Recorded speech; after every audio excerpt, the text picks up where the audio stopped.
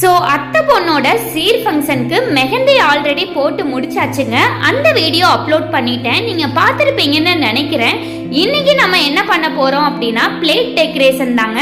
So டெக்காருக்கு தேவையான plates, things, fruits எல்லாமே வாங்கிட்டு வந்தாச்சுங்க. அப்படியே ஒவ்வொரு பிளேட்டா டெக்கார் பண்ணவும் ஸ்டார்ட் பண்ணிட்டோம். லாஸ்ட் டைம் பார்த்தீங்கன்னா வெளியே கொடுத்து பண்ணியிருந்தோம். அபவுட் 20,000 வந்திருந்ததுங்க. பிளேட்ஸையும் நம்ம ரிட்டர்ன் கொடுக்குற மாதிரி தான் இருந்தது. இப்போ இந்த டைம் வேணுங்கிற எல்லா திங்ஸுமே ஓனாவே பர்ச்சேஸ் பண்ணிட்டு வந்தாச்சுங்க. டெக்கார் பண்றதுக்கு இப்படிதான் பண்ணணும் அப்படிதான் பண்ணணும்னு எந்த ரூல்ஸும் இல்லைங்க.